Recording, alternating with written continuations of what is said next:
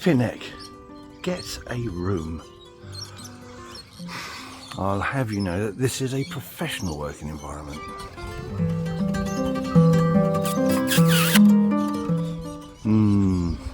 We are all in a little bit of trouble because Monty Don, bless his little cotton socks, is on the warpath. He has just released an article explaining which jobs you should have completed by the end of March, and that is only a few days away.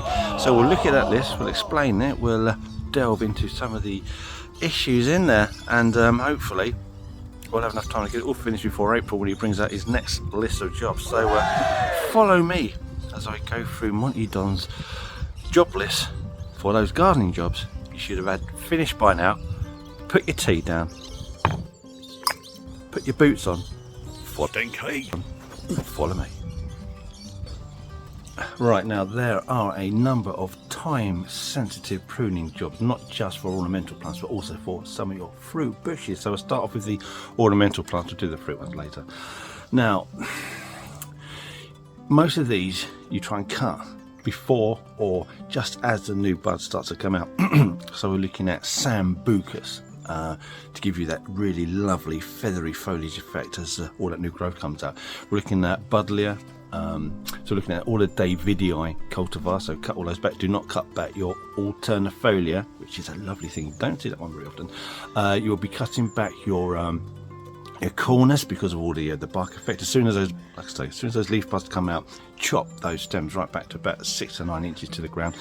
The same as your ornamental willows with those lovely sort of like a pastel coloured barks. Again, you cut back to about 6 to 9 inches above ground or above where the main trunk is, because if you've got really old specimens, we've got real specimens, you know what you're doing, you don't really need to listen to this video.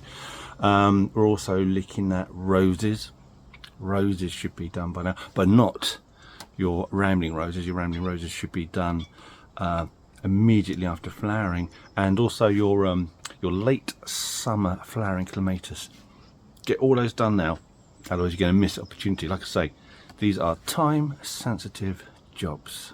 Now the next job is a health and safety issue, and that is regarding your paths. Make sure that your paths, you can walk down them without tripping over weeping stems or overgrown stems that have gone onto the path, because the last thing you want to do is get your foot caught in that, go straight over and bash your head, especially at our age. You know what I'm talking about.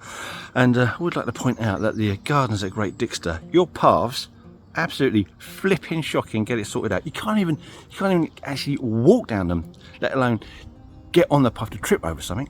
So get your paths clear. I don't need accidents this year, not on my watch. Oh, say can you see? If you are one of those fantastic bearded fellows who goes out of their way to produce their own produce organically, and well done to you, and I'm going to give you another flipping salute, you deserve it. Now's the time to get your weeding sorted out, get on top of it, because you're going to be planting in your beds very, very soon, and the more preparation you can do now, then the easier it's going to be for you later on in the year. Now the problem with the weeds is that if you leave them too long, they'll be coming to seed. I've already seen a load of the typical weed plants around this area in flower, about to sow out another load of seeds. So you want to get those nipped in the bud as soon as you can. Get it all cleared, get it ready for when you start sowing. And the one tip for sowing, if you have got a bit of a weedy bed, and let's be honest with you, there's always going to be an element of weeds coming through. When you come to sow, always sow in a straight line. That will mean that the seeds that you're growing will emerge in a straight line, then all other seeds outside that straight line are going to be weed seeds. It makes it so much easier to remove the weeds that you want and not the seedlings that you need. Now Monty Don also talks about pruning back your raspberries now, but you need to take that with a little pinch of salt, because you have you've got your summer and early autumn flowering raspberries, which you would prune immediately after harvest. At that time of year, you're going to have all your fruiting canes and you're going to have your new canes. You leave all your new canes and you remove the fruiting canes once you've picked all the fruit off it, so that you'd have done that like in the autumn. Then you got your late producing or late autumn producing raspberries, and those you would cut the whole thing back down to about, again, 6 or 9 inches tall. But you would have done that last year. Again, once you finish cropping those plants, you cut them back. You wouldn't really leave it till this year to do it, but that's what he says. I'm just passing on the information. You can do it how you want, or research it through the RHS. Arguably my most favouriteest of all the horticultural websites. Now, if you are finding the information in this video useful, or perhaps just mildly amusing and you'd like to pass it on, then by all means press the like button. It supports this channel immensely and helps us do what we do. Don't forget, you can also click onto the subscription button. Subscription is absolutely free and you can unsubscribe at any time. It doesn't cost you anything, and if you want to be notified whenever we publish a new video, then all you need to do is click on that notification bell. Anyway, let's continue to find out what old Boyle Belt has to say. Now we are getting near to the end, so well done for watching this far. Now we're going to be talking about gooseberries and currants. Now gooseberries and currants you'll be cutting back now. Now you tend to cut your gooseberry stems down to about half. You create a open goblet shape because gooseberries are prone to mildew and like to have a well ventilated centre. So be honest with you, if you're going to buy gooseberries, then always pick a variety that is mildew resistant. That's my best policy.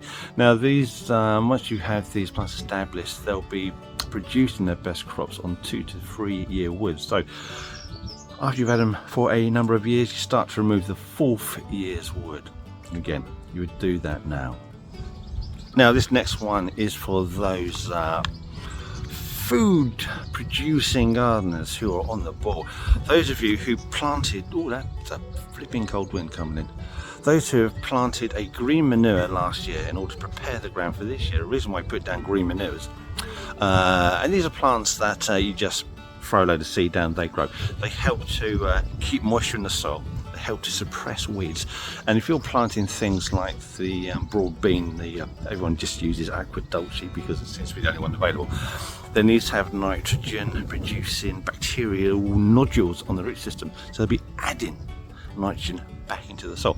So if you did grow a green manure last year, and now's the time to dig it in and get it ready for preparing your next edible crop. With your red and white currants, you're going to create an open goblet shape. You tend to run these currants on 8 to 10 stems, and this time you would cut those by half. And for established plants, every year or so you remove 1 or 2, maybe 3 of the older stems and allow new stems to replace those, and do that on a yearly cycle. And that'll keep everything looking fresh. I think we're coming to the end of what you should do, and there's a couple of things that he says don't do. Oh, before I do that, he's also mentioning, in contradiction to the lovely Ann Titchmarsh, hallelujah, who says you should be beginning your mowing in April. Monty Don says begin your mowing in March, but only slightly. To start taking the tips off it. That way you'll encourage basal growth or new blades coming through, and also root growth, because in this country, in the UK, we quite often have dry springs, dry summers, and trying to get your lawns to extend their root systems into the ground helps reduce the impact of drought and reduces them browning off and looking flipping awful. Right, here is the last job, and it's one thing you should never do in March. I love it when I do the deep voice.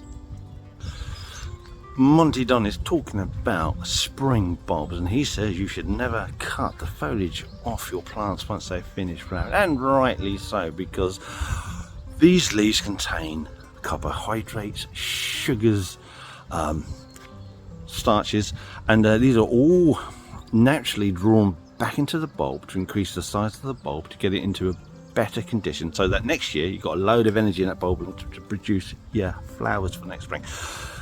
Now the tendency is to come back, so that's what we're going to try and avoid.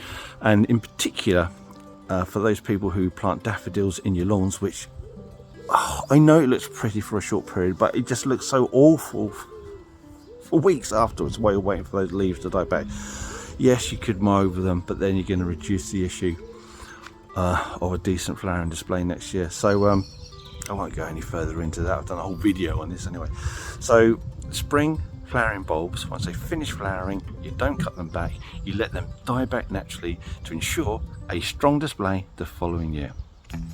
And there we have it. Those are all the must-do jobs before the end of March, as recommended by the lovely Monty Don. And if there's any jobs in March that are time sensitive that you would wish to add into the comments, you're more than welcome to put that in. And it allows those viewers who like to read the comments, and there's plenty of you out there, to get that advice too. So thank you for watching, and I'll see you in the next video.